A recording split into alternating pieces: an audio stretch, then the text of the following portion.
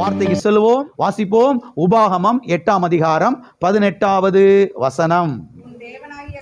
உன் தேவனாகிய கர்த்தரை நினைப்பாயாக, அவரே உன் பிதாக்களுக்கு ஆணையிட்டு கொடுத்த தம்முடைய உடன்படிக்கையை உறுதிப்படுத்தும்படி இந்நாளில் உனக்கு உண்டாயிருக்கிறது போல ஐஸ்வர்யத்தை சம்பாதிப்பதற்கான பலனை உனக்கு கொடுக்கிறவர். உடன்படிக்கையை உறுதிப்படுத்தும்படி, தம்முடைய உடன்படிக்கையை உறுதிப்படுத்தும்படி ஐஸ்வர்யத்தை சம்பாதிப்பதற்கான பலனை உனக்கு கொடுக்கிறவர். இப்பொழுது இந்த போதனையின் 3வது பகுதியை நாம் பார்த்து கொண்டு வருகிறோம். 3வது பகுதியாக நாம் எதை பார்த்து கொண்டு வருகிறோம் என்று சொன்னால், why we prosperous in the world. நாம் ஏன் இந்த பூமியில் செழிக்க வேண்டும்? நாம் ஏன் இந்த பூமியில் ஐஸ்வர்யம் உள்ளவர்களாய் வாழ வேண்டும்? நாம் ஏன் இந்த பூமியில் செல்வ செழிப்பாய் வாழ வேண்டும்? ஏன் நாம் இந்த பூமியிலே கடன்காரர்களாய் இருக்கக்கூடாது? நாம் ஏன் இந்த பூமியிலே ஏழைகளாய் இருக்கக்கூடாது? நாம் ஏன் மற்றவரிடத்திலே போய் பணத்துக்காகவோ பொருளாதாரத்துக்காகவோ கையேந்தி நிற்கக்கூடாது என்பதற்கான பதிலை, காரணத்தை இந்த 3வது பகுதியிலே நாம் பார்த்து கொண்டு வருகிறோம். இதில் ஏற்கனவே 4 காரியங்களை நாம் பார்த்திருக்கிறோம். கடந்த வாரத்திலே 5வது காரியத்தை நாம் பார்க்க ஆரம்பித்தோம். 5வது காரணம் என்ன? 5வது பதில் என்ன? உடன்படிக்கையை உறுதிப்படுத்துவதற்காக. உடன்படிக்கையை உறுதிப்படுத்துவதற்காக. அதில் உடன்படிக்கை என்றால் என்ன என்பதை குறித்து நான் சொன்னேன். தேவனும் பாருங்க, மனிதனும் உடன்படிக்கை செய்திருக்கிறார்கள். தேவாதி தேவன் மனிதனோடு வந்து உடன்படிக்கை என்ன செய்திருக்கிறார்? ஏற்படுத்தி இருக்கிறார் என்பதை குறித்து நான் சொன்னேன். அது மாத்திரமல்ல, கர்த்தர் ஆபிரகாமோடு உடன்படிக்கை பண்ணினார். உடன்படிக்கை நித்திய உடன்படிக்கை என்று நான் சொன்னேன். பிறகு ஈசாக்கோடு கர்த்தர் உடன்படிக்கையை ஏற்படுத்தினார். யாக்கோபோடு கர்த்தர் உடன்படிக்கையை ஏற்படுத்தினார். யோசேப்போடு கர்த்தர் உடன்படிக்கையை ஏற்படுத்தினார். அருமையானவர்களை கவனியுங்கள்.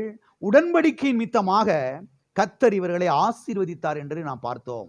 எது நிமித்தமாய் கர்த்தர் ஆபிரகாமை, ஈசாக்கை, யாக்கோபை, யோசேப்பை ஆசீர்வதித்தார்? உடன்படிக்கையின் நிமித்தமாக. எது நிமித்தமாக? உடன்படிக்கையின் நிமித்தமாய் ஆசீர்வதித்தார். உடன்படிக்கையின் நிமித்தமாக கர்த்தர் இவர்களுக்கு ஐஸ்வர்யத்தை என்ன செய்தார்? கொடுத்தார். உடன்படிக்கையின் நிமித்தமாக கர்த்தர் இவர்களை ஐஸ்வர்யவான்களாய் ஆக்கினார். உடன்படிக்கையின் நிமித்தமாக கர்த்தர் இவர்களை உயர்த்தினார் என்பதை குறித்து நாம் பார்த்தோம். உடன்படிக்கையின் நிமித்தமாக கர்த்தர் இவர்களை பாதுகாத்தார், இவருடைய குடும்பங்களை பாதுகாத்தார் என்பதை குறித்து நாம் பார்த்தோம். எனவே உடன்படிக்கையை உறுதிப்படுத்த எது தேவை? ஐஸ்வர்யம் தேவை. எது தேவை? ஐஸ்வர்யம் தேவை என்பதை குறித்து நாம் கடந்த வாரங்களிலே நாம் பார்த்தோம், தியானித்தோம். ஓகே, இதை தொடர்ந்து இன்றைக்கு இன்னும் சில காரியங்களை நாம் பார்க்க போகிறோம். பாருங்க, இன்றைக்கு இஸ்ரவேல் ஜனங்களை குறித்து நாம் பார்க்க போகிறோம். சத்திய வேதத்திலே இஸ்ரவேல் ஜனங்களை குறித்து நாம் பார்க்கிறோம். யார் இந்த இஸ்ரவேல் ஜனங்கள்? யார் என்று சொன்னால், ஆபிரகாமின் சந்ததியார். ஆபிரகாமின் சந்ததியை தான் சத்திய வேதம் இஸ்ரவேலர்கள், யூதர்கள், எபிரேயர்கள் என்று அழைக்கிறது. எனவே இந்த இஸ்ரவேலர்கள் பாருங்க எவ்வாறு ஆசீர்வதிக்கப்பட்டார்கள். ஏன் கர்த்தர் இவர்களை ஆசீர்வதித்தார்? ஏன் கர்த்தர் இவர்களுக்கு வெள்ளியையும் பொன்னையும் கொடுத்தார்? ஏன் கர்த்தர் இவர்களை பாலும் தேனும் ஓடுகிற நலமும் விசாலமுமான கானான் தேசத்துக்கு கொண்டு போய் அவர்களை நாட்டினார் என்பதை குறித்து இன்றைக்கு நாம் தெளிவாய் பார்க்க போகிறோம். அருமையானவர்களை கவனியுங்கள். இந்த இஸ்ரவேலர்கள் 430 வருஷங்கள் எகிப்து தேசத்திலே அடிமைகளாய் இருந்தார்கள் என்று நாம் பார்க்கிறோம். நாளெல்லாம் இவங்க செங்க சூளையிலைத்தான் வேலை செய்தார்கள். ஆனால் தரித்திரத்திலே வாழ்ந்தார்கள். நன்றாக நீங்கள் கவனிக்க வேண்டும். நாளெல்லாம் செங்க சூளையில வேலை பார்க்குறாங்க. சரியான உணவு கிடையாது, சரியான சம்பளம் கிடையாது. பாருங்க, தரித்திரத்தில் தான் வாழ்ந்தாங்க, ஏழ்மையில தான் வாழ்ந்தாங்க, வறுமையில தான் வாழ்ந்தாங்க. அறகுறையாய் சாப்பிட்டு கொண்டு பாருங்க வாழ்க்கையை அவர்கள் நடத்தி கொண்டு வந்தார்கள். உழைப்புக்கேற்ற ஊதியம் இல்லை, உழைப்புக்கேற்ற சம்பளம் இல்லை. வாழ்க்கை கசந்து போயிருச்சு. ஒரு முன்னேற்றம் இல்லை, ஒரு செழிப்பு இல்லை, ஒரு சமாதானம் இல்லை. காலையில் அதிகாலையில் எந்திரிக்கணும், நேராக வேலைக்கு போகணும் செங்கல் சொல்றதுக்கு. நைட் லேட் ஆயிரும், வந்து அவன் கொடுக்குற ஏதோ கொஞ்சோண்டு கோதுமையை என்னமோ செஞ்சு சாப்பிட்டு தூங்கிடணும். காலையில் எழுந்திரிச்சு மறுபடியும் என்ன செய்யணும், குடும்பத்தோடு வேலைக்கு போகணும். வாழ்க்கை பாருங்க, தலைமுறை தலைமுறையாக இந்த நிலைமையில தான் அவர்கள் இருந்தார்கள், வாழ்ந்தார்கள். இப்படிப்பட்ட சூழ்நிலையிலே கர்த்தர் என்ன செய்தார் என்றால், மோசே என்கிற ஒரு மனுஷனை கர்த்தர் அழைத்து அவன் மூலமாக இந்த இஸ்ரவேல் ஜனங்களை மீட்டெடுப்பதற்காக அவர் திட்டமிட்டார். பஸ்கா ஆட்டுக்குட்டியின் பாருங்க இரத்தத்தின் மூலமாக இந்த இஸ்ரவேல் மக்களை அவர் மீட்டெடுத்தார் என்பதை சத்திய வேதத்திலே நாம் பார்க்கிறோம். இந்த பஸ்கா ஆட்டுக்குட்டியின் இரத்தத்தின் மூலமாக இஸ்ரவேல் மக்களோடு கர்த்தர் ஒரு உடன்படிக்கை ஏற்படுத்துகிறார். ஆபிரகாமோடு உடன்படிக்கை பண்ணினார், ஈசாக்கோடு உடன்படிக்கை பண்ணினார், யாக்கோபோடு உடன்படிக்கை பண்ணினார், யோசேப்போடு உடன்படிக்கை பண்ணினார். அதன் பிறகு மோசே, இஸ்ரவேல் ஜனங்கள் இவர்களோடு கர்த்தர் உடன்படிக்கை பண்ணுகிறார். ஆட்டுக்குட்டியின் இரத்தத்தின் மூலமாக இவர்களோடு இரத்த உடன்படிக்கையை அவர் ஏற்படுத்தினார் என்று சத்திய வேதத்திலே நாம் பார்க்கிறோம். அருமையானவர்களை கவனியுங்கள். இந்த உடன்படிக்கையின் நிமித்தமாக கர்த்தர் இந்த ஜனங்களை மீட்டெடுத்தார். கிட்டத்தட்ட 430 வருஷங்கள் இவர்கள் கொத்தடிமைகளாய் இருந்தார்கள். யாராவது 40 வருஷம் அடிமையா இருந்திருக்கிறீங்களா? 43 வருஷம் யாராவது அடிமையா இருந்திருக்கீங்களா? எங்கேயாவது? இங்கே 43 வருஷம் கிடையாது, 430 வருஷம். 4-5 தலைமுறையாக. ஒரு தலைமுறை என்பது 55 வருஷங்கள். அப்ப 430 வருஷத்தை 55ஆல போட்டு என்ன செய்யுங்க, வகுத்து நீங்க பார்த்தீங்கன்னா எத்தனை தலைமுறை என்பது உங்களுக்கு புரிந்துடும். இத்தனை தலைமுறையாக அவர்கள் கொத்தடிமைகளாக இருந்தார்கள். யோசேப்பின் காலத்தில் மாத்திரம் அந்த ஒரு சில வருஷங்கள் கொஞ்சம் அவங்க நல்லா இருந்தாங்க, செல்வ செழிப்பாக இருந்தாங்க. யோசேப்புடைய மரணத்துக்கு பிறகு இஸ்ரவேல் மக்கள் எல்லாரும் பாருங்க கஷ்டத்துக்குள்ளே போனார்கள், தரித்திரத்துக்குள்ளே போனார்கள், பாருங்க அடிமைத்தனத்துக்குள்ளே போனார்கள். இப்படிப்பட்ட ஜனங்களை கர்த்தர் தேடி வந்து மோசே எழுப்பி ஆட்டுக்குட்டியை அடிக்க வைத்து அந்த ரத்தத்தை சிந்தி அந்த ரத்தத்தின் மூலமாக இவர்களோடு கூட ஒரு இரத்த உடன்படிக்கையை, பிளட் கவனண்டை கர்த்தர் என்ன செய்தார், ஏற்படுத்தினார்.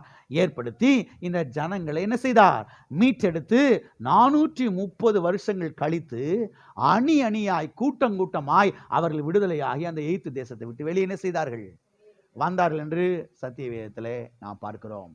அது மாத்திரமல்ல, இதன் பிறகு அங்கே என்ன நடந்தது என்பதைத்தான் இன்றைக்கு நாம் பார்க்க போகிறோம். அவர்கள் பாருங்க மீட்டெடுக்கப்பட்டு அந்த தேசத்தை விட்டு, எகிப்து தேசத்தை விட்டு வெளியே வந்த அந்த இரவிலே, அந்த பகல் நாளிலே அங்கே என்ன நடந்தது என்பதைத்தான் இன்றைக்கு நாம் பார்க்க போகிறோம். திருப்பிக் கொள்வோம்.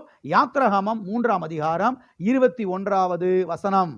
அப்பொழுது இந்த ஜனங்களுக்கு எகிப்தியரின் கண்களில் தயவு கிடைக்க பண்ணுவேன், நீங்கள் போகும்போது வெறுமையாய் போவது இல்லை. இங்கே கர்த்தர் சொல்றாரு மோசையின் மூலமாக, அப்பொழுது இந்த ஜனங்களுக்கு எகிப்தியரின் கண்களில் தயவு கிடைக்க பண்ணுவேன். என்ன கிடைக்க பண்ணுவேன்? தயவு கிடைக்க பண்ணுவேன். யாருடைய கண்கள்ல? எகிப்தியரின் கண்களிலே தயவு கிடைக்க பண்ணுவேன். சரி, ஏன் தயவு கிடைக்க பண்ணுவேன் என்று கர்த்தர் மோசையின் மூலமாய் சொல்லுகிறார்? ஏன் தயவு கிடைக்க பண்றார் தெரியுமா? அதுக்கு பேர் தான் இரத்த உடன்படிக்கை. இரத்த உடன்படிக்கை. தேவன் இவர்களோடு இரத்த உடன்படிக்கை பண்ணியிருக்கிறார். இந்த இரத்த உடன்படிக்கையின் மித்தமாய்த்தான் கர்த்தர் சொல்லுகிறார், நான் எகிப்தியரின் கண்களிலே தயவு கிடைக்க பண்ணுவேன். நான் சொல்லுகிறேன், வானத்தையும் பூமி உண்டாக்கின சர்வ வல்லமை உள்ள தேவன் தம்முடைய குமாரனாகிய இயேசு கிறிஸ்து கல்வாரி சிலுவையிலே சிந்தின இரத்தத்தின் மூலமாக உங்களோடும் என்னோடும் இரத்த உடன்படிக்கை ஏற்படுத்தி இருக்கிறார். இந்த இரத்த உடன்படிக்கை நிமித்தமாக இந்த தேனி பட்டணத்தில் இருக்கக்கூடிய எல்லா மக்களுடைய கண்களிலேயும் கர்த்தர் நமக்கு தயவு கிடைக்க பண்ணுகிறார். ஆமென். கர்த்தர் தயவு கிடைக்க பண்ணுகிறார். எத்தனை பேர் விசுவாசிக்கிறீங்க? நீங்க போகிற இடத்துல எல்லாம், நீங்க போகிற ஆபீஸ், நீங்க போகிற அலுவலகம், எல்லா இடத்துலயும் கர்த்தர் எதை கிடைக்க பண்ணுவாரு? ஒரு பையன் கையெழுத்து போட்டு தொலைய மாட்டேங்கிறான், சனியை முடிச்ச பய அப்படின்னு சொல்லிட்டே போகாதீங்க. போடுறவனும் என்ன செய்யாம போயிடுவான். கிறிஸ்தவங்க வாய் அடக்கணும் பாருங்க. கிறிஸ்தவங்க வாயினாலும் கெட்டுட்டாங்க பாதி பேர். போகும்போதே கர்த்தாவே என் கூட ஒரு ரத்த உடன்படிக்கை பண்ணியிருக்கிறீரு, வானத்தையும் பூமி உண்டாக்கின சர்வ வல்லமையுள்ள தேவனே, சிலுவையில் சிந்தின உம்முடைய குமாரனாகிய இயேசு கிறிஸ்துவின் ரத்தத்தின் மூலமாக பிளட் கவனன்ட் ரத்த உடன்படிக்கை பண்ணிருக்கிறீர் ஆண்டவரே. அவை எவ்வளவு மோசமான அதிகாரியா இருக்கட்டும், எனக்காக உள்ளத்துல என்ன செய்வீர்? தயவை கட்டளையிடுவீர் ஆண்டவரே, கையெழுத்து போட வைப்பீர் ஆண்டவரே. அப்படி விசுவாசத்துல போகணும், அப்படி விசுவாசிக்கணும். தரித்திரம் பிடிச்ச பய, அவன் மூஞ்சியும் முகர கட்டையும் பாரு, உனக்கெல்லாம் ஒரு கேடு கவர்மெண்ட் வேலை. இப்படி சபிச்சுட்டு போகாம என்ன செய்யாம, எப்படி செய்யாம, கொஞ்சம் வாயை சரி பண்ணுவோமே. சபைக்கு இவ்வளவு வருஷம் வந்து என்ன வாயை சரி பண்ணலன்னா, அப்ப சபைக்கு எதுக்கு தான் வர்றோம்? திறந்து விட்ட மாட மாதிரி பேசுறதுக்கா? பேசுறோம், கொஞ்சம் சரியா பேசுவோமே. கர்த்தர் எகிப்தியரின் கண்களிலே இஸ்ரவேல் ஜனங்களுக்கு தயவு கிடைக்க பண்ணினார். ஏன் தயவு கிடைக்க பண்ணணும்? உடன்படிக்கையின் மித்தமாக. எது நிமித்தமாக? அப்ப கர்த்தர் ஏன் உங்களுக்கு தயவு கிடைக்க பண்ணணும்? ஏன்னா உடன்படிக்கையின் மித்தமாக. அப்ப கர்த்தரை எப்படி ஜெபிக்கணும்? கர்த்தாவே என் கூட நீ ஏற்படுத்தி இருக்கிற அந்த உடன்படிக்கையின் மித்தமாக எனக்கு தயவு கிடைக்க பண்ணும், எனக்கு வாசலை திறந்தரலும், நீங்க கையெழுத்து போட வைங்க ஆண்டவரே, அற்புதத்தை செய்யுங்க ஆண்டவரே, கிரியை செய்யுங்க ஆண்டவரே, உள்ளத்துல பேசுங்க ஆண்டவரே, இரக்கத்தை கட்டளையிடுங்க ஆண்டவரே. இதுதான் சரியான ஜெபம். ஆமென். எனவே இதுக்காக தான் கர்த்தர் என்ன செய்தாரு? தயவு கிடைக்க பண்ணினார். சரி, எதற்காக கர்த்தர் தயவு கிடைக்க பண்ணாரு? ஏன் தயவு கிடைக்க பண்ணாரு பார்த்தோம். இப்ப எதற்காக கர்த்தர் தயவு கிடைக்க பண்ணாரு? எதற்காக தெரியுமா? வெள்ளி உடைமைகளையும் பொன் உடைமைகளையும் கேட்டு வாங்குறதுக்காக. என்னென்ன உடைமைகள்? வெள்ளி நகைகளை பொன் நகைகளை கேட்டு வாங்குறதுக்கு கர்த்தர் என்ன செஞ்சாராம்? தயவு கிடைக்க பண்ணாராம். சரி, இந்த வெள்ளியும் பொண்ணு எதுக்கு? எதுக்குங்க இந்த வெள்ளியும் பொண்ணு எதுக்கு? தேவனுடைய நோக்கத்தை நிறைவேற்றுவதற்காக, தேவனுடைய திட்டத்தை நிறைவேற்றுவதற்காக. ஆமென். தேவனுடைய நோக்கத்தை, தேவனுடைய திட்டத்தை நிறைவேற்றுவதற்காக கர்த்தர் பாருங்க மூட மூடையா வெள்ளி நகைகளையும் பொன் நகைகளையும் செய்கிறார், கர்த்தர் கொடுக்கிறாரு. தேவனுடைய திட்டத்தை நிறைவேற்றுவதற்காக, தேவனுடைய நோக்கத்தை நிறைவேற்றுவதற்காக. எனவே ஐஸ்வர்யம் இருந்தால் எதை உறுதிப்படுத்தலாம்? உடன்படிக்கை என்ன செய்யலாம்? உறுதிப்படுத்தலாம். எல்லா கரங்களை வைத்து சொல்லுவோம். ஐஸ்வர்யம் இருந்தால் தேவனுடைய உடன்படிக்கையை உறுதிப்படுத்தலாம். ஆமென். அப்ப உடன்படிக்கை உறுதிப்படுத்துறதுக்கு எது தேவைப்படுது? ஒண்ணுமே இல்லாம தொடச்சு கட்டிட்டு உட்காந்துருந்தா எதை உறுதிப்படுத்த முடியாது. அதனாலதான் உங்க கையில நிறைய இருக்கணும்னு சொல்லி கர்த்தர் விருப்பப்படுகிறார். உங்க கையில என்ன இருக்கணும்? நிறைய இருக்கணும். நிறைய இருக்கணும்னா புரியுதா? மெட்ராஸ் பாஷையில டப்பு இருக்கணும். என்ன இருக்கணும்? ஆமா, நிறைய உங்க கையில இருக்கணுங்க. ஆனா ஒன்ன புரிஞ்சுக்குங்க, உங்க கையில நிறைய இருக்கக்கூடாதுன்னு யாரு விருப்பப்படுறா? பிசாசு விருப்பப்படுறா, சில பாஸ்டர் விருப்பப்படுறாங்க. சொல்லித்தாகணும். நமக்கு இந்த உலகம் சொந்தம் இல்லை, நம்ம கையில் ஒண்ணுமே இருக்கக்கூடாது, நம்மகிட்ட நிறைய இருக்கக்கூடாது. நிறைய இருந்து எங்க போக முடியாது? ஏங்க நிறைய இருந்தா ஊழியத்துக்கு கொடுக்குறாங்க, நிறைய இருந்தா பைபிள் பிரிண்ட் பண்ணலாம், நிறைய இருந்தா சர்ச்சு கட்டலாம், நிறைய இருந்தா ஏழைகளுக்கு உதவி செய்யலாம், நிறைய இருந்தா ஆலயத்தை கட்டலாம், நிறைய இருந்தா நல்ல ஒரு சொந்த வீடை கட்டலாம். உங்களுக்கு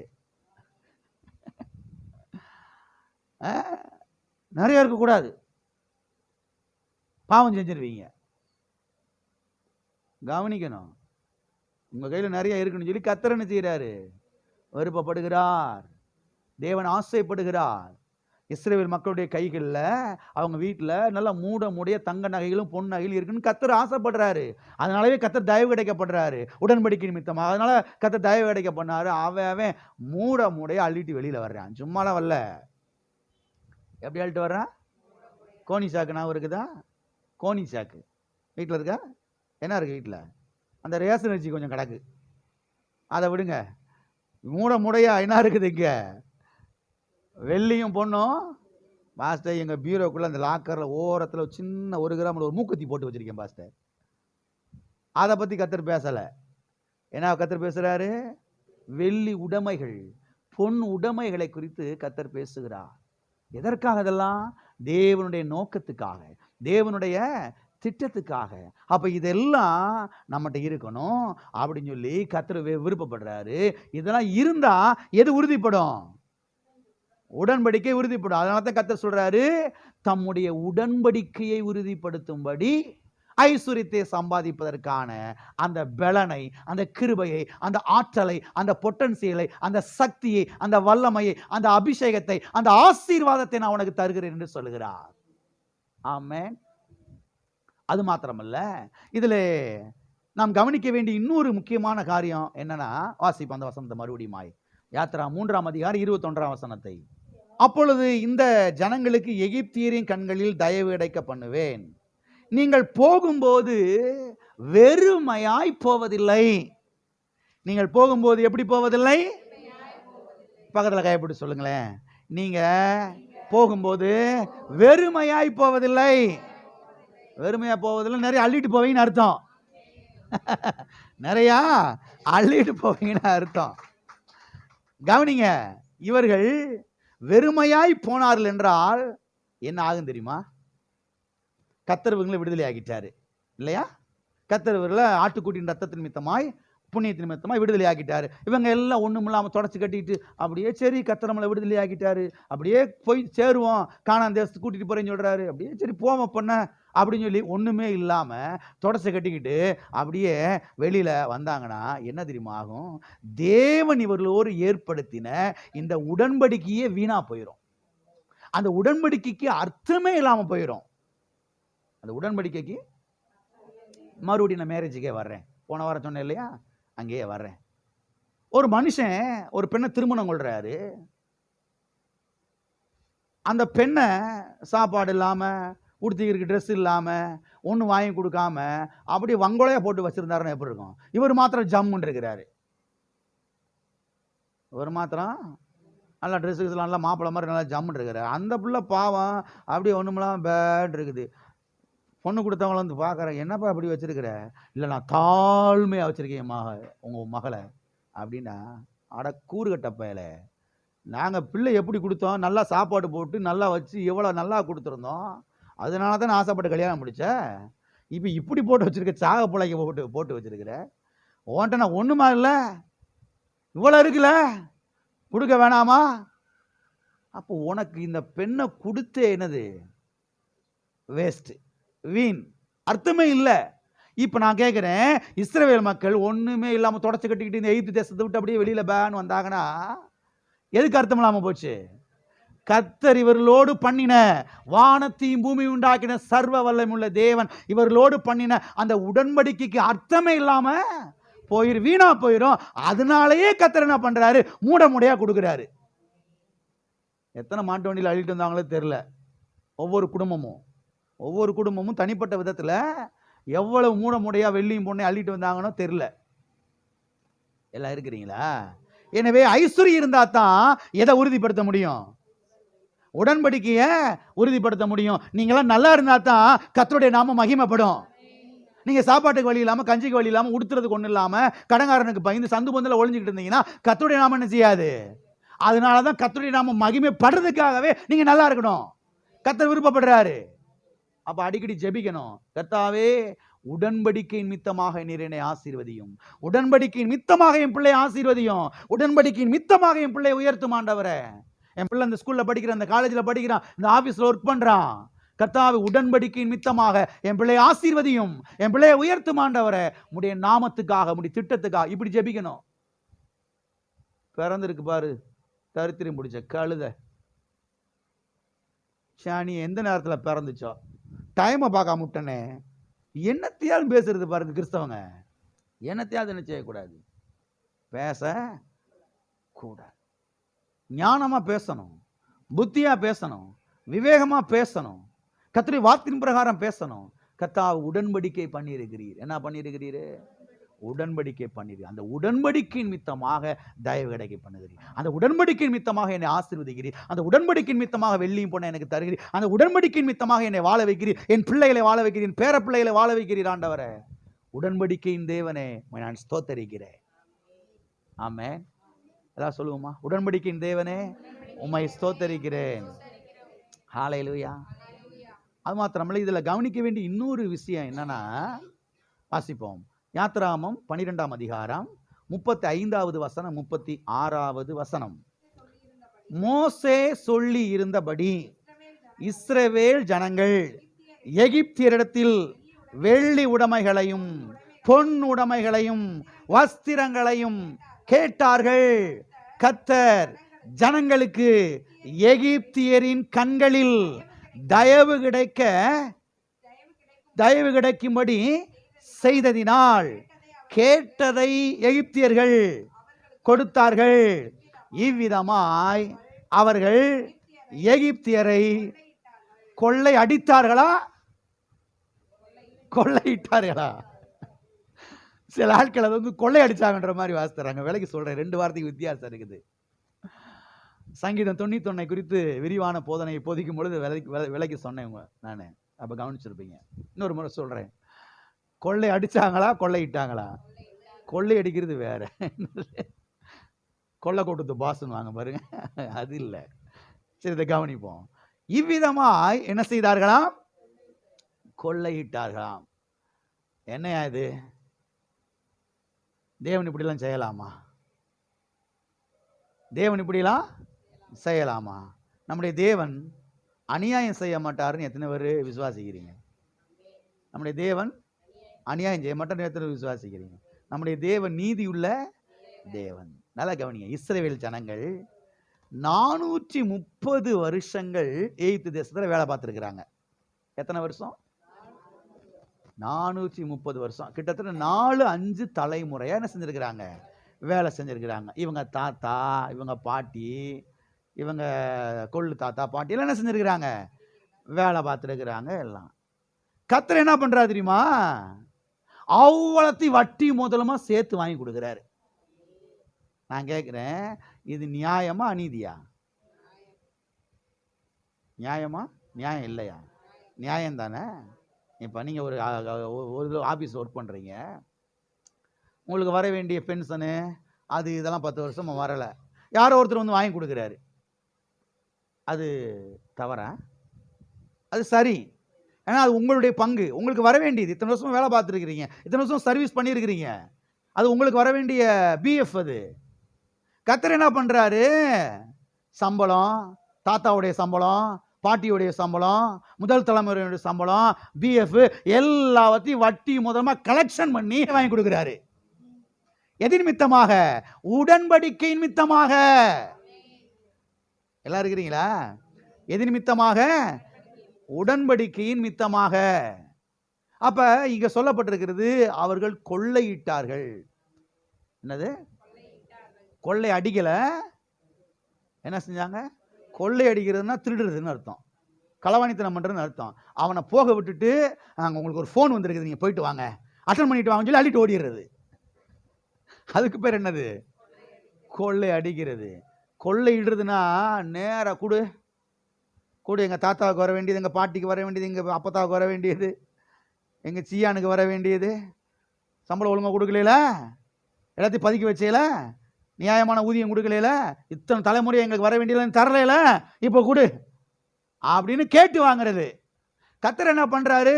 அப்பா ராஜாக்களா, முதல்ல நீங்க கிளம்புனா போதும், இந்த நாட்டை விட்டு நீங்க வெளியில கிளம்புனா போதும் சொல்லி இவங்களை கிளப்புற வேலையில் அவங்க இருக்கிறாங்க.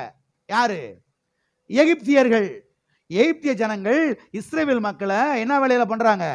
கிளப்பு. நீ கிளம்புக்கு இருக்காத, வேணாம், நீ போயிரு, உன் தேசத்துக்கு போயிரு, கானான் தேசம் தான் உன் தேசம், அதைத்தான் கர்த்தர் உங்களுக்கு வாக்கு பண்ணி இருக்கிறாரு, இது எங்க தேசம், எங்க தேசத்தை விட்டு நீ வெளியே போப்பா அப்படின்னு இவங்களை கிளப்புற வேலையில் அவங்க இருக்கிறாங்க.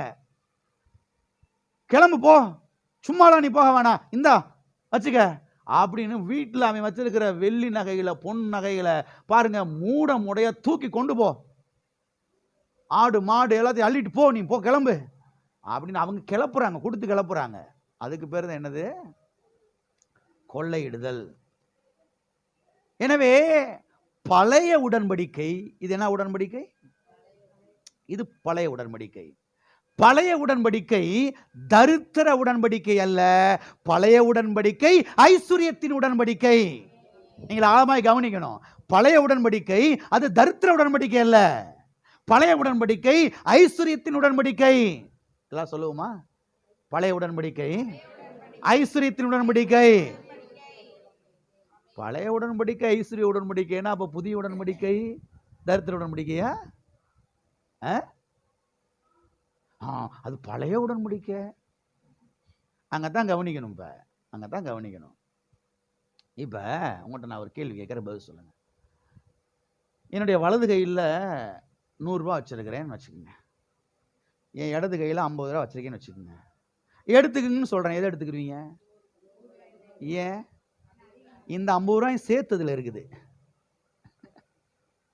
இந்த 50 ரூபாயும் சேர்த்து அதுல இருக்குது. பழைய உடன்படிக்கை புதிய உடன்படிக்கைன்னு என்னன்னா, பழைய உடன்படிக்கையில் இருக்கக்கூடிய ஆசீர்வாத ஐஸ்வர்யம் சேர்ந்து எதுக்குள்ள இருக்குது? இப்ப அப்ப புதிய உடன்படிக்கை தரித்திர உடன்படிக்கை அல்ல, புதிய உடன்படிக்கையும் ஐஸ்வர்யத்தின் உடன்படிக்கை தான், ஆசீர்வாதத்தின் உடன்படிக்கை தான், செழிப்பின் உடன்படிக்கை தான், சுகத்தின் உடன்படிக்கை தான், சமாதானத்தின் உடன்படிக்கை தான். எத்தனைக்கு புரிகிறது? இப்ப நீங்க எந்த உடன்படிக்கைக்குள்ள இருக்கிறீங்க? புதிய உடன்படிக்கைக்குள்ள இருக்கிறீங்க. இயேசு கிறிஸ்துவின் ரத்தத்தினால் ஏற்படுத்தப்பட்ட புதிய உடன்படிக்கைக்குள்ள நாம என்ன செய்யறோம்? இருக்கிறோம். எல்லா கரங்களும் வைத்து சொல்லுவோம், நான் புதிய உடன்படிக்கைக்குள்ள இருக்கிறேன். இந்த உடன்படிக்கை தரித்திர உடன்படிக்கை அல்ல, இந்த உடன்படிக்கை ஐஸ்வர்ய உடன்படிக்கை, இந்த உடன்படிக்கை ஆசீர்வாதத்தின் உடன்படிக்கை, இந்த உடன்படிக்கை செழிப்பின் உடன்படிக்கை, இந்த உடன்படிக்கை சமாதானத்தின் உடன்படிக்கை, இந்த உடன்படிக்கை சரீர சுகத்தின் உடன்படிக்கை, இந்த உடன்படிக்கை வெற்றியின் உடன்படிக்கை. ஹல்லேலூயா. எந்த உடன்படிக்கைக்குள்ள நாம இருக்கிறோம் என்பது விளங்கணும். ஆமென். ஓகே, இப்பொழுது புதிய உடன்படிக்கை குறித்து புதிய ஏற்பாட்டிலே சில வசனங்களை நாம் வாசிக்க போகிறோம். கவனிங்க. புதிய உடன்படிக்கை அது மேலான உடன்படிக்கை. புதிய உடன்படிக்கை அது விசேஷித்த உடன்படிக்கை என்று சத்தியவேதம் சொல்லுகிறது. புதிய உடன்படிக்கை எப்படிப்பட்ட உடன்படிக்கையா? மேலான உடன்படிக்கை. புதிய உடன்படிக்கை இது விசேஷித்த உடன்படிக்கை. பழைய ஏற்பாட்டு உடன்படிக்கையை விட இது மேலான உடன்படிக்கை. பழைய ஏற்பாட்டு உடன்படிக்கையை விட இது விசேஷமான உடன்படிக்கை. வாசிப்போம். எபிரேயருக்கு எழுதின நிருபம் 7ஆம் அதிகாரம் 21வது வசனம் 22வது வசனம். ஆனதால் இயேசுவானவர் ஆணையின்படியே ஆசாரியராய் ஆக்கப்பட்டது எவ்வளவு விசேஷித்த காரியமோ அவ்வளவு விசேஷித்த உடன்படிக்கைக்கு பிணையாளியாய் ஆனார். விசேஷித்த உடன்படிக்கைக்கு பிணையாளியாய் ஆனார். யாரு?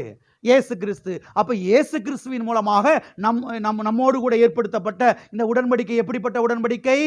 விசேஷித்த உடன்படிக்கை. விசேஷித்த உடன்படிக்கைக்குள்ளே நாம் வைக்கப்பட்டிருக்கிறோம். விசேஷித்த உடன்படிக்கைக்குள்ளே நாம் இருக்கிறோம். மேலான உடன்படிக்கை, மகிமையான உடன்படிக்கைக்குள்ளே நாம் இருக்கிறோம். எல்லாம் இருக்கிறீங்களா? பழைய உடன்படிக்கை, எல்லாம் கவனிங்க. பழைய உடன்படிக்கை இஸ்ரவேல் மக்களோடு பண்ணின உடன்படிக்கை. ஆபிரகாம், ஈசாக்கு, யாக்கோபு, யோசேப்பு, மோசே, இஸ்ரவேல் மக்கள், தாவீது இவர்களோடு பண்ணப்பட்ட உடன்படிக்கை ஆட்டுக்குட்டியின் ரத்தத்தினால ஏற்படுத்தப்பட்ட உடன்படிக்கை. எதனால் ஏற்படுத்தப்பட்ட உடன்படிக்கை? ஆட்டுக்குட்டி. ஒரு ஆட்டுக்குட்டியை கொண்டு வந்து பலியிட்டு அந்த ரத்தத்தின் மூலமாக தேவன் என்ன செய்தார்? உடன்படிக்கையை ஏற்படுத்தினார். ஆனால் புதிய உடன்படிக்கையோ தேவகுமாரனாக இயேசு கிறிஸ்துவை கல்வாரி சிலுவையிலே தேவாதி தேவன் பலியிட்டு அவரை ரத்தத்தை சிந்த வைத்து அந்த ரத்தத்தின் மூலமாக நம்மோடு கூட என்ன செய்திருக்கிறார்? உடன்படிக்கை ஏற்படுத்தி இருக்கிறார். எனவேதான் இந்த உடன்படிக்கை மேலான உடன்படிக்கை, இந்த உடன்படிக்கை விசேஷித்த உடன்படிக்கை. இப்ப எல்லாரும் கவனிங்க. பழைய உடன்படிக்கை ஐஸ்வர்யத்தின் உடன்படிக்கை என்று சொன்னால் அப்ப புதிய உடன்படிக்கையும் ஐஸ்வர்யத்தின் உடன்படிக்கை தான். எனக்கு புரிகிறது. அது மாத்திரமல்ல, ஆட்டுக்குட்டியின் ரத்தத்தினால் ஏற்படுத்தப்பட்ட உடன்படிக்கை இஸ்ரவேலர்களுக்கு இழந்து போன அவ்வளவு சொத்துக்களை, இவ்வளவு இழந்து போன எல்லா பணத்தை, எல்லா ஐஸ்வர்யத்தையும் அது மீட்டு கொடுத்திருக்கும் என்று சொன்னால், புதிய உடன்படிக்கை இயேசு கிறிஸ்துவின் இரத்தத்தினால் ஏற்படுத்தப்பட்ட இந்த உடன்படிக்கையின் மூலமாக கர்த்தர் நீங்க இழந்த எல்லாவற்றையும் மீட்டு கொடுப்பார். ஹல்லேலூயா. நீங்க ரட்சிக்கப்படுறதுக்கு முன்னதாக எத்தனை இழந்தீங்களோ அத்தனையும் கர்த்தர் என்ன செய்வார்? உங்களுக்கு மீட்டு கொடுப்பார். எத்தனை விசுவாசிக்கிறீங்க? இதான் உண்மை, இதான் சத்தியம். நான் இயேசு ஆண்டவரை ஏற்றுக்கொள்றதுக்கு முன்னதாக என் சொத்தெல்லாம் போயிருச்சு, என் பணமெல்லாம் போயிருச்சு, என் இதெல்லாம் போயிருச்சு, எல்லாம் போயிருச்சு. நான் சொல்றேன், கர்த்தர் தம்முடைய ரத்தத்தின் மூலமாக உங்களோட உடன்படிக்கை பண்ணியிருக்கிறாரு. இந்த உடன்படிக்கையின் நிமித்தமாக நீங்க இழந்த அத்தனையும் கர்த்தர் உங்களுக்கு மீட்டு தருவார். ஹல்லேலூயா. பக்கத்துல கையப்பட்டு சொல்லுங்க, இயேசு கிறிஸ்துவின் விலையேற பெற்ற இரத்தத்தினாலே ஏற்படுத்தப்பட்ட இந்த உடன்படிக்கையின் நிமித்தமாக நீங்க இழந்த அத்தனை ஐஸ்வர்யத்தையும் அத்தனை ஆசீர்வாதத்தையும் கர்த்தர் உங்களுக்கு திரும்ப தருகிறார். ஹல்லேலூயா. திரும்ப தருகிறார். உடன்படிக்கைனா சும்மா அது லேசு கிடையாதுங்க, விளையாட்டு காரியம் கிடையாது. உடன்படிக்கையின் நிமித்தமாக கர்த்தர் பாருங்க, இஸ்ரவேல் மக்களுக்கு எல்லாவற்றையும் மீட்டு கொடுக்கிறாரு. உங்க தாத்தாவுக்கு வர வேண்டியது, உங்க பாட்டிக்கு வர வேண்டியது, உங்க கொள்ளு தாத்தா பாட்டிக்கு வர வேண்டியது, உங்க அப்பா அம்மாவுக்கு வர வேண்டியது எல்லாவற்றையும் வட்டி முதல்ல கணக்கு போட்டு என்ன செய்யறேன்? நான் வாங்கி தரேன். நான் சொல்றேன், உங்களுக்கு கர்த்தர் அப்படி செய்வார். நீங்க இழந்ததை எல்லாம், ரட்சிக்கப்படுறதுக்கு முன்னதாக நீங்க இழந்ததை எல்லாவற்றையும் கர்த்தர் என்ன செய்வார்? உங்களுக்கு மீட்டு தருவார். அது மாத்திரமல்ல, இந்த பார்வோன் இருக்கிறானே, எகிப்து தேசத்தில் இருக்கக்கூடிய இந்த பார்வோன், இவன் சாத்தானுக்கு அடையாளமாக இருக்கிறான். பார்வோன் இஸ்ரவேலர்களுடைய ஐஸ்வர்யத்தை எல்லாம் அவன் என்ன செய்திருந்தான்? பிடித்து வைத்திருந்தான். என்ன செய்திருந்தான்? இன்னைக்கு சொல்றாங்க இல்லையா, பிடிச்சு வச்சுட்டாயா, எனக்கு வர வேண்டியதை தரமாட்டேங்கிறான். கர்த்தர் என்ன பண்ணாரு? ஆட்டுக்குட்டின் ரத்தத்தின் மூலமாக எல்லா ஐஸ்வர்யத்தையும் மீட்டு கொடுத்தார். பார்வோன் பிடித்து வைத்திருந்த அத்தனையையும் கர்த்தர் என்ன செய்தார்? மீட்டு கொடுத்தார். கவனிங்க, இத போலதான் நாம ரட்சிக்கப்படுறதுக்கு முன்னதாக சாத்தா பிடிச்சு வச்சிருந்த அவ்வளவு சொத்துக்களையும் கர்த்தர் நமக்கு என்ன செய்வார்? பிடிங்கி தருவார், மீட்டு தருவாரு. எத்தனை விசுவாசிக்கிறீங்க? கர்த்தர் என்ன செய்வார்? மீட்டு தருவார். ஏன் இதெல்லாம் கர்த்தர் செய்யறாரு? நம்ம நல்லவங்கனாலயா? நம்ம ரொம்ப வீரங்கனாலயா? நம்மள ரொம்ப கெட்டிக்காரவங்கனாலயா? நம்ம ரொம்ப படிச்சிருக்கிறனாலயா? கர்த்தர் ஏன் இதெல்லாம் செய்யறாரு? அதுதான் உடன்படிக்கை. தம்முடைய உடன்படிக்கையை உறுதிப்படுத்தும்படி. வார்த்தை பிடிச்சுங்க, விட்டுறாதீங்க. ஏன் கர்த்தர் இவ்வளவுத்தையும் செய்யணும்? நம்ம ரொம்ப அழகா இருக்கிறனாலயா? ஐயா அவர் 3 சர்டிபிகேட் வச்சிருக்கிறாரு, 3 டிகிரி வச்சிருக்கிறாரு, உன்கிட்ட ஒண்ணுமே இல்லை, நீ வெளியே போ, உனக்கு கிடையாது. அப்படி இல்ல. உடன்படிக்கையின் நிமித்தமாக கர்த்தர் இதெல்லாம் என்ன செய்யறாரு? கல்வாரி இரத்தத்தின் மூலமாக ஐஸ்வர்யத்தை கர்த்தர் நமக்கு என்ன செய்யறாரு? மீட்டு தருகிறார். இதை எந்த அளவுக்கு நாம விசுவாசிக்கிறோமோ அந்த அளவுக்கு பாருங்க, இவைகள் என்ன செய்யும்? நம்முடைய வாழ்க்கையில வந்து பலிக்க ஆரம்பிக்கும். அது மாத்திரமல்ல, கர்த்தர் இஸ்ரவேல் ஜனங்களை விடுதலை ஆக்கி எங்கே கொண்டு போய் அவர் சேர்த்தார் என்றால், பாலும் தேனும் ஓடுகிற நலமும் விசாலமுமான கானான் தேசத்திலே கொண்டு போய் சேர்க்க நான் இறங்கினேன் என்று யாத்திராகமம் 3ஆம் அதிகாரம் 8ஆம் வசனத்திலே நாம் பார்க்கிறோம். கர்த்தர் சொன்னதை போலவே கொண்டு போய் என்ன செய்தாரு? சேர்த்தார். நான் கேட்கிறேன், இஸ்ரவேல் ஜனங்கள் கானான் தேசத்துல போய் தரித்திரத்திலையும் பஞ்சத்திலையும் பசியிலையும் வாழ்ந்தாங்களா? எப்படி வாழ்ந்தாங்க? செழிப்பா வாழ்ந்தாங்க. என்ன செஞ்சாங்க? செழிப்பா வாழ்ந்தாங்க. அவங்க வந்து பஞ்சத்திலையும் பசியிலையும் பட்டினியிலையும் என்ன செய்யல? வாழல. அப்படி ஒருவேளை கானான் தேசத்துக்கு போய் அவங்க பட்டினியிலையும் பசியிலையும் ஏழ்மையிலையும் அப்படியே கண் குழியெல்லாம் உள்ள போய் 4 நாளைக்கு கஞ்சி கூட குடிக்காம அப்படியே பேன் இருந்திருந்தாங்கன்னா உடன்படிக்கையின் தேவன் மகிமைப்பட்டிருப்பாரா? மகிமைப்பட்டிருப்பாரா? எனவே இஸ்ரவேல் ஜனங்கள் ஆசீர்வதிக்கப்பட்டு நிறைவிலே வாழ்வதுதான் தேவனுக்கு மகிமை. நீங்க 10 நாளைக்கு சாப்பிடாம கஞ்சிக்கு வழி இல்லாம ஒண்ணும் இல்லாம அப்படியே பேன் இருந்தீங்கன்னா உங்க மூலம் யாருடைய நாம மகிமைப்படாது. சத்தமா சொல்லுங்களேன். நீங்க நல்லா சாப்பிட்டு திரகாத்திரமா, நல்லா ஆரோக்கியமா, நல்லா புஷ்டியா இருந்தாதான் யாருடைய நாம மகிமைப்படும். பரவாயில்லையா மனுஷன் வயசானாலும் நல்லா சூப்பரா இருக்கிறாரியா, அதான் உடன்படிக்கை. ஆமென். நல்லா ஆரோக்கியமா இருக்கிறாரியா. பார்த்த வயசே தெரியலையே, தெரியாது, வயசே தெரியாது. அப்ப பாருங்க, நாமும் பசியிலையும் பட்டினியிலையும் வாழ்ந்தா தேவனுடைய நாமம் என்ன செய்யாது, மகிமைப்படாது. நாம நிறைவிலே வாழும் பொழுதுதான் தேவனுடைய நாமம் என்ன செய்யும், மகிமைப்படும். ஆமென். நாம் நிறைவிலே இருக்கும் பொழுதுதான் உடன்படிக்கையின் தேவன் என்ன செய்வார், மகிமைப்படுவார். எத்தனை பேருக்கு புரிகிறது? அப்ப தேவாதி தேவன் நம்முடைய குமாரனாகிய இயேசு கிறிஸ்துவின் மூலமாக நம்மோடு ஒரு இரத்த உடன்படிக்கை ஏற்படுத்தி இருக்கு. இரத்த உடன்படிக்கை நிமித்தமாக கர்த்தர் தயவு கிடைக்க பண்ணுகிறார். இரத்த உடன்படிக்கை நிமித்தமாக வெள்ளியும் பொன்னையும் ஐஸ்வர்யங்களையும் ஆசீர்வாதங்களையும் தருகிறார். இரத்த உடன்படிக்கை நிமித்தமாக கர்த்தர் நம்மை வாழ வைக்கிறார். இரத்த உடன்படிக்கை நிமித்தமாக நம்மை சுகத்தினாலே பலத்தினாலே அவர் என்ன செய்கிறார், நிரப்புகிறார். ஆகவே ஜெபத்துல போய் எதை உயர்த்தணும்னா, எதை உயர்த்தணும், உடன்படிக்கைய உயர்த்தணும். உடன்படிக்கை நினைப்பூட்டணும். பேயையும் பிசாசு என்ன செய்யக்கூடாது. சில கிறிஸ்தவங்களை நீங்கள் ஜெபமனை விட்டீங்கன்னா, ஜெபமனை விடக்கூடாது. சில ஆட்களை ஜெபமனை விட்டீங்கன்னா அவ்வளோதான், கண்ணை மூடி ஆண்டவரே அந்த தெருவில் அந்த முக்கிலே அந்த பிசாசு நின்று கொண்டிருந்தது ஆண்டவரே. யார்கிட்ட போய், அவர்கிட்டயே போய் யாரை பற்றி பேசிக்கிட்டு இருக்க? ஆண்டவரே அந்த முச்சந்தியிலே அங்கே ஒன்று வைக்கப்பட்டிருந்தது ஆண்டவரே, நான் நினைக்கிறேன் அந்த செய்வனை என்று. யார்கிட்ட போய் விளக்கம் கொடுத்துக்கிட்டு இருக்கிறாங்க? கிறிஸ்தவங்களை சொல்றேங்க, எப்பயுமே பேயை பத்தி பிசாசை பத்தி செய்வனை பத்தி மந்திரவாதத்தை பத்தி தான் யார்கிட்ட பேசுறது. கர்த்தர் கேட்கிறார், புத்தி கித்தி இல்லையா உனக்கு? என் உடன்படிக்கை உனக்கு ஞாபகத்துக்கு வரல? நான் சிலுவையில் சிந்தின ரத்தம் உனக்கு ஞாபகத்துக்கு வரல? என் ரத்தத்தின் மூலமா உன்னை பாதுகாக்கிறேனே, அது உன் ஞாபகத்துக்கு வரல? அந்த பேய் பிசாசை காட்டிலும் கோடி மடங்கு நான் பெரியவர் என்பது உனக்கு ஞாபகத்துக்கு வரல?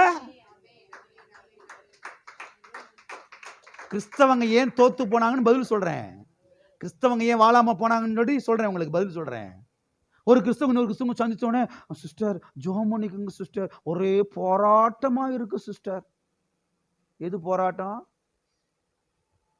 ஒரே நெருக்கமா இருக்கு சிஸ்டர். பிசாசுடைய தொல்லை ரொம்ப பயங்கரமா இருக்கு. நைட்டெல்லாம் பிசாசு சட்டிப்பானையெல்லாம் உருட்டி விடுது பாஸ்டர். அது காத்துல உருண்டுச்சு. நைட்டில் என்னாச்சு, ஆடி மாத காற்று.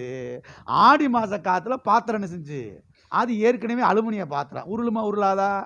இங்கே இரும்பு பாத்திரமே உருண்டு, வெங்கல பாத்திரமே உருண்டு ஓடிக்கிட்டு இருக்கு ஆடி மாத காற்றுல.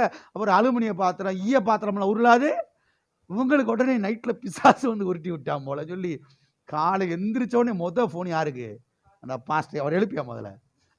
அவர் எதுக்கு சும்மா தூங்கிக்கிட்டு இருக்கிறாரு மனுஷன்? அவர் அப்போ தான் 4 மணிக்கு தூங்கி இருக்கிறார், நைட்லாம் முழிச்சிட்டு. அவர் தூங்க விடக்கூடாது. முதல் பாஸ்டர் ஒரே ஈய பார்த்த உருட்டல் சத்தம். உடனே என்ன செய்யுங்க, வீட்டுக்கு சிஸ்டர் நான் காலை விடிஞ்ச போகிற வர இல்லை இப்போயே வாங்க. இப்போ வந்து 4 பேர் தப்பா நினைப்பானே 4 மணிக்கு வந்தா வீட்டுக்கு. யோசிக்கிறதே கிடையாது கிறிஸ்தவங்க, அந்த இதே கிடையாது பாருங்க. என்ன ஆறின்னு யோசிக்கிறதே கிடையாது. உடனே நீங்க வாங்க. புரியுது நான் என்ன சொல்றேன்னு? டெவில் கான்சியஸ், பிசாசின் உணர்வுகள், பேயின் உணர்வுகள் சபையில் ஊழியக்காரங்க இப்படி தான் சொல்லி கொடுக்குறாங்க.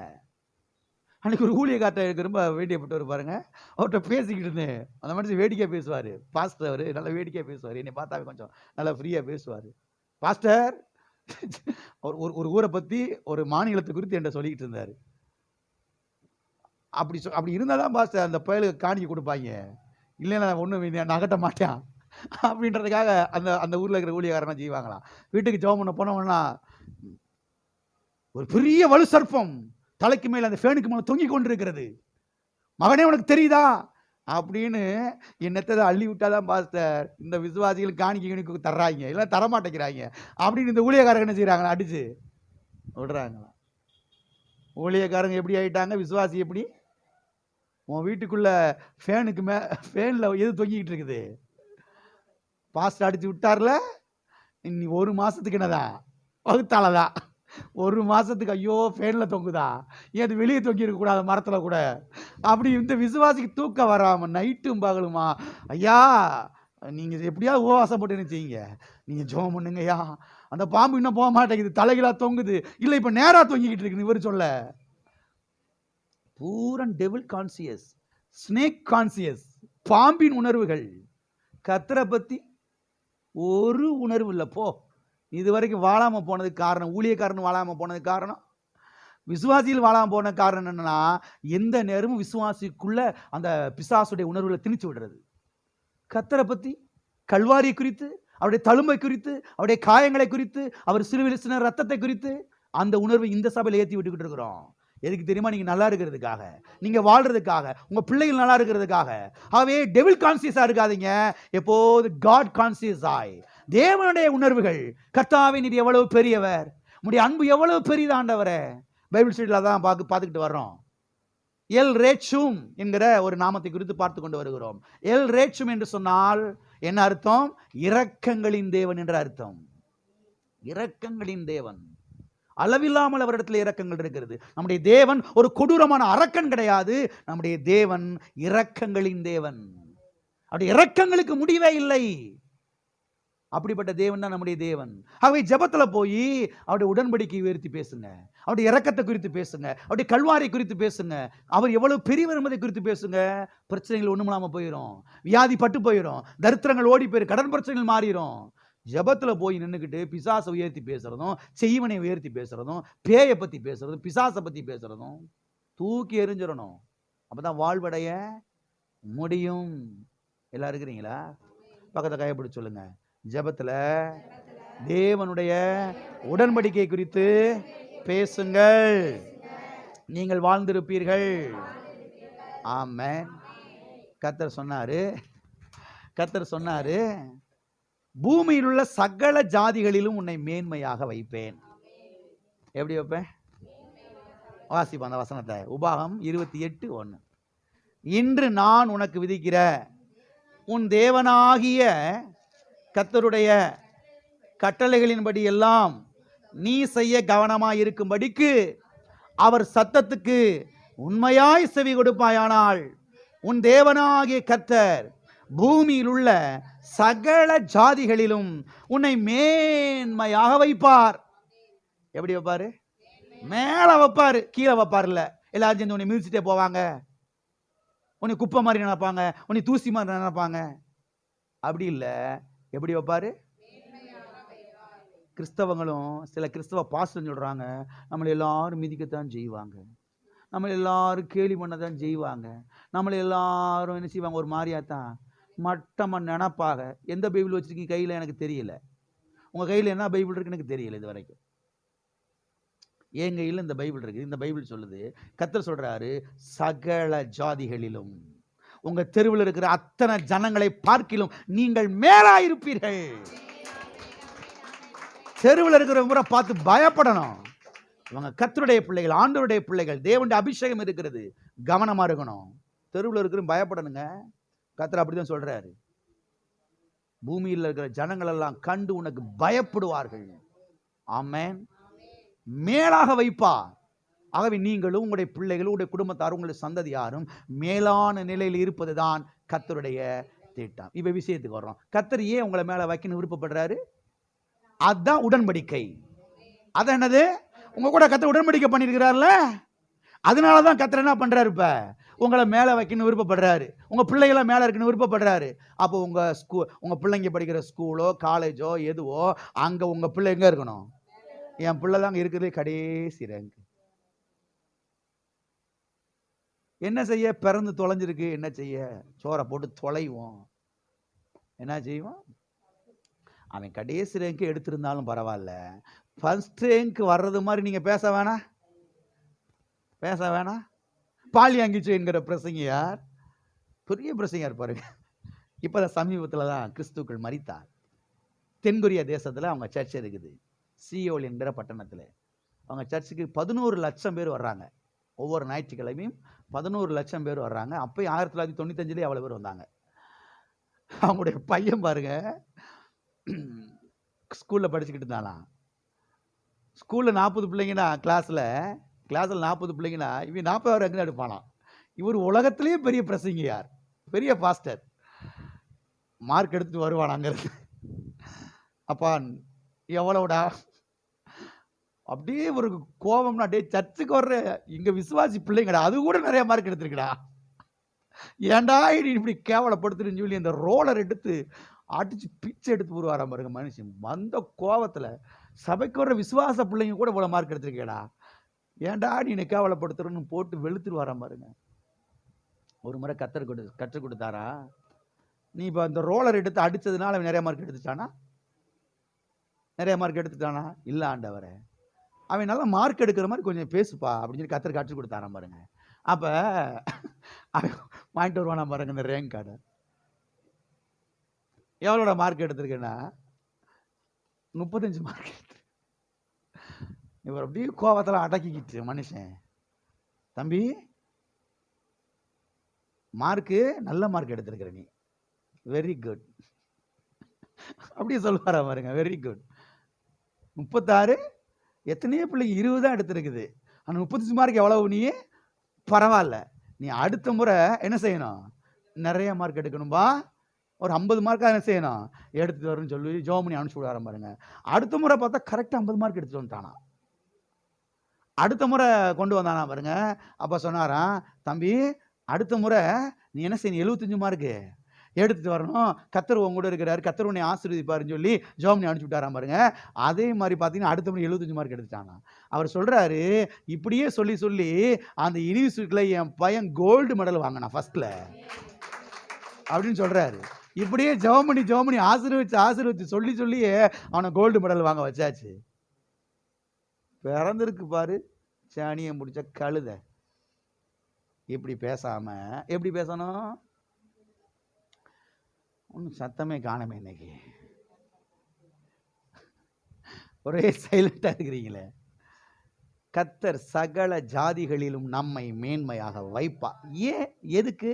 அதான் உடன்படிக்கை. ஆமென். அப்ப பிள்ளைகளை டெய்லி ஜெபம் பண்ணி அனுப்பிச்சு விடுங்க, ஆசீர்வதிச்சு ஜெபம் பண்ணி அனுப்பிச்சு விடுங்க. கத்தர் உங்களோட உடன்படிக்கை பண்ணியிருக்கிறாரு, ரத்த உடன்படிக்கை நிமித்தமா நீ ஃபர்ஸ்ட் கிளாஸ்ல வருவ. உங்க பேரனை பார்த்து சொல்லியிருக்கிறீங்களா? உங்க பேத்தியை பார்த்து சொல்லியிருக்கிறீங்களா? நம்ம பிள்ளைய பார்த்து நம்ம சொல்றது இல்லை, அப்புறம் பேரனை பார்த்து பேத்தியை பார்த்து சொல்றது. சொல்ல பழகணும், சொல்லி பழகணும். சத்தியவேதத்திலே ஓபேத் ஏதோம் என்கிற ஒரு மனுஷனை குறித்து நாம் பார்க்கிறோம். கத்தர் இவனையும் இவனுக்கு உண்டான எல்லாவற்றையும் ஆசீர்வதித்தார் என்று சத்தியவேதத்திலே நாம் பார்க்கிறோம். இவனுக்கு உண்டான எல்லாம் ஆசீர்வதிக்கப்பட்டது. நல்லா கவனிங்க, இது தாவீது நாட்களில் நடந்தது. தாவீது என்ன பண்றான், ராஜாவா இருக்கிறார் இல்லையா, என்ன பண்றான், உடன்படிக்கை பெட்டியை கொண்டு வரணும், அது அந்நிய தேசத்தில் இருக்கிறது, அந்நிய தேசத்தில் இருக்கக்கூடாது, அதனால உடன்படிக்கை கொண்டு வரணும்னு சொல்லி இவரா ஐயா ஒரு ஐடியாவெல்லாம் பண்ணி உடன்படிக்கை பெட்டிக்கு ஒரு புது மாட்டு வண்டியை செஞ்சு, எதை செஞ்சு, புது மாட்டு வண்டி. எதுக்கு? ஆனா மாட்டு வண்டியில கொண்டு வரக்கூடாது, அதான் உண்மை, மாட்டு வண்டியில கொண்டு வரக்கூடாது. ஐயா என்ன பண்றாரு, உடன்படிக்கையை புது மாட்டு வண்டியில செஞ்சு புது மாடெல்லாம் கட்டி உடன்படிக்கை பெட்டி மாட்டு வண்டியில ஏற்றி பாடல் இடர்ல எல்லாத்தையும் ஆடலும் பாடலாம் எல்லாம் ஆடி பாடி நடனம் ஆடி எல்லாம் சேர்ந்து எப்படியாவது அந்நிய தேசத்திலிருந்து உடன்படிக்கையை நம்ம தேசத்துக்கு கொண்டு வந்துடணும்பா அப்படின்னு சொல்லி எல்லாத்தையும் தூக்கிட்டு கொண்டு வர்றாங்க. ஒரு இடத்துக்கு வரும்போது மாட்டு வண்டி கல்லுல ஏறி அப்படி குலுங்குச்சு பாருங்க. குலுங்கும் போது உடன்படிக்கை பெட்டி என்ன செய்ய ஆரம்பிச்சிருச்சு, சாய கீழே விழ ஆரம்பிச்சிருச்சு. சாஞ்சு கீழே விழுகும் போகும்போது ஊசா பாருங்க போய் ஐயோ உடன்படிக்கை பெட்டி கீழே விழு போகுதுன்னு சொல்லி பிடிக்க போகிறான் பாருங்க, கீழே விழுந்து செத்துட்டான். உடன்படிக்கை பெட்டி விழுந்து சாகல, உடன்படிக்கை பெட்டியை வேற யாரும் தொடக்கூடாது. பழைய ஏற்பாட்டில் உடன்படிக்கை பெட்டியை மாட்டு வண்டியில் வச்சு கொண்டு வரக்கூடாது. உடன்படிக்கை பெட்டியை ஆசாரியர்கள் மாத்திரமே கொண்டு வர வேண்டும், ஆசாரியர்கள் மாத்திரமே அதை தொட வேண்டும், தூக்க வேண்டும் என்று தேவன் சொல்லியிருந்தார். ஆனா இவன் பாருங்க, இவனுடைய புத்திக்கு ஏற்றார் மாதிரி மாட்டு வண்டியில் வச்சு கொண்டு வர்றதும் அது புது மாட்டு வண்டியில் ஏற்றுறதும் இப்படி சில காரியங்கள்லாம் தாவீதுக்கு சரியான அடி. ஒன்றும் மனதே 1000 திசைகளில் பறக்குது. ஒய் ஒய் ஒய், ஏன் ஏன் என்ன காரணம், நான் என்ன தப்பு பண்ணேன்? அதுக்கு பிறகு கண்டுபிடிச்சுக்கிட்டான், ஓஹோ தப்பு பண்ணிட்டோம், மிஸ்டேக் பண்ணிட்டோம் அப்படின்னு சொல்லிட்டு. இப்படி மாட்டு வண்டி வந்த இடத்துல பக்கத்தில் தூரத்தில் ஒருத்தர் வீடு இருக்குது. அவன் வீடு தான் ஓபேத் ஏதோம். அவன் ஊருக்கு அவுட்டில் பாவி அவன் சாப்பாட்டுக்கு வழி இல்லாமல் கஞ்சிக்கு வழி இல்லாமல் ஏதோ கொஞ்சம் நிலமெல்லாம் நிறைய இருந்திருக்குது. ஒன்றும் விளைச்சல் இல்லாமல் அவன் பாட்டுக்கு பிள்ளை குட்டியோட வாழ்ந்துக்கிட்டு இருக்கிறான். என்ன பண்ணிட்டாங்க இவங்க எல்லாரும் சேர்ந்து, இந்த உடன்படிக்கை பெட்டியை கொண்டு போய் அவன் வீட்டில் போட்டுருக்கடா, அவன் செத்தாலும் சரி பிழைச்சாலும் சரி போ அப்படின்னு கொண்டு போய் எங்கே போட்டாச்சு? ஓபேத் ஏதோம் வீட்டில் போட்டாச்சு. எல்லாரும் ஊருக்காரங்க பூரா பார்த்துக்கிட்டு இருக்காங்க. தாவீது எல்லாரும் என்ன நடக்க போதோ, அடுத்தடுத்து ஒருத்தர் சாக போறான்னு, என்ன பண்ண போறான்னு பார்த்துக்கிட்டு இருக்காங்க. பார்த்தா ஓபேத் ஏதோமுடைய குடும்பம் செழிச்சு அடிச்சு போயிட்டு இருக்கு. எங்கேயோ அவன் செழிப்படைகிறான். அவனுடைய நிலங்களெல்லாம் ஆசீர்வதிக்கப்படுகிறது. அவனுடைய வீட்டில் இருக்கிற எல்லாரையும் கர்த்தர் செஞ்சாரு, ஆசீர்வதிச்சாரு. இது அதை விட பெரிய ஷாக்கு. என்ன ஆண்டவரே இது பெரியதா இருக்குது. அந்த வசனத்தை வாசித்து முடிக்க போறோம். 2 சாமுவேல் 6ஆம் அதிகாரம் 10ஆம் வசனத்தை வாசிங்க. அதை தன்னிடத்தில் தாவீது நகரத்தில் கொண்டு வர மனதில்லாமல் கீத்தியனாகிய ஓபேத் ஏதோமின் வீட்டிலே கொண்டு போய் வைத்தான். எங்க போய் வச்சான்? ஓபேத் ஏதோம் வீட்டில் வச்சுட்டான். ஓகே, இப்ப அடுத்து வாசிங்க 11. கர்த்தருடைய பெட்டி கித்தியனாகிய ஓபேத் ஏதோமின் வீட்டிலே 3 மாதம் இருக்கையில், எத்தனை மாதம்?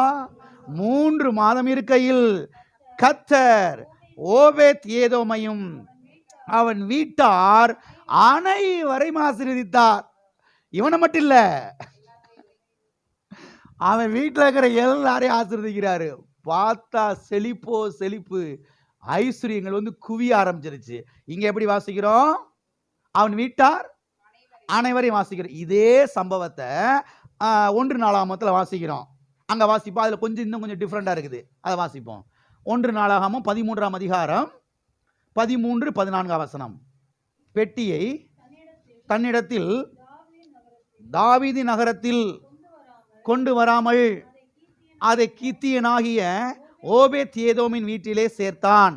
தேவனுடைய பெட்டி ஓபேத் ஏதோமின் வீட்டிலே அவனிடத்தில் 3 மாதம் இருக்கையில் கர்த்தர் ஓபேத் ஏதோமின் வீட்டையும் அவனுக்கு உண்டான எல்லாவற்றையும், டிஃபரெண்ட் புரியுது? அங்கேயும் அங்க என்ன சொல்லப்பட்டிருக்கிறது? வீட்டார் அனைவரை கர்த்தர் என்ன செஞ்சாரு? இங்க சொல்லப்பட்டிருக்கிறது இவனுக்கு உண்டான எல்லாவற்றையும். இவனுக்கு உண்டான ஆடு, மாடு, ஒட்டகம், கழுத, வீட்டில் வேலை பார்க்குற வேலைக்காரி, இவனுடைய கோதுமை நிலங்கள், திராட்சை தோட்டங்கள், அத்திப்பழ தோட்டம் எல்லாவற்றையும் கர்த்தர் ஆசீர்வதிக்கிறாரு. எதின் மித்தமாக? உடன்படிக்கையின் மித்தமாக. நான் சொல்லுகிறேன், கர்த்தர் உங்கள் வீட்டார் அனைவரையும் உங்களுக்கு உண்டான எல்லாவற்றையும் ஆசீர்வதிக்கிறார். எதின் மித்தமாக? உடன்படிக்கையின் மித்தமாக. ஹல்லேலூயா. கல்வாரி சிலுவையிலே அவர் சிந்தின ரத்தத்தின் மூலமாக நம்மோடு ரத்த உடன்படிக்கை ஏற்படுத்தி இருக்கிறார். அந்த ரத்த உடன்படிக்கை நிமித்தமாக உங்களுக்கு உண்டான எல்லாவற்றையும் கர்த்தர் ஆசீர்வதிக்கிறார். உங்கள் வீட்டில் இருக்கிற எல்லாரையும் கர்த்தர் என்ன செய்யறாரு? மனைவி, பிள்ளைங்க, புருஷன் எல்லாரையும் கர்த்தர் என்ன செய்யறாரு? ஆசீர்வதிக்கிறார். ஆகவே நாம் ஏன் இந்த பூமியில் செழிக்க வேண்டும்? தம்முடைய உடன்படிக்கையை அவர் உறுதிப்படுத்தும்படியாக. ஹல்லேலூயா. எல்லா கண்களை மூடி நாம் ஜெபிப்போம். அடுத்த வாரத்தில் இன்னொரு காரியத்தை நாம் பார்ப்போம். ஹல்லேலூயா. தகப்பனே, இயேசு நாமத்தில் உம்முடைய சமூகத்திலே வருகிறோம். ஆசீர்வதிக்கப்பட்ட இந்த வேலைக்காய் நன்றி. ஓ தேவனே, இந்த சத்தியங்கள் எங்கள் உள்ளத்திலே பதியட்டும். இந்த சத்தியங்கள் எங்கள் உள்ளத்திலே இறங்கட்டும். வெளிப்பாடா வெளிச்சமாய் மாறட்டும். ஆவியானவரே எங்களுக்கு உதவி செய்யும். உடன்படிக்கை குறித்த ஒரு வெளிச்சத்தை, வெளிப்பாடு எங்களுக்கு தாரும். விதமாய் செய்கிறீர். அதற்காய் நன்றி. இயேசு நாமத்தில்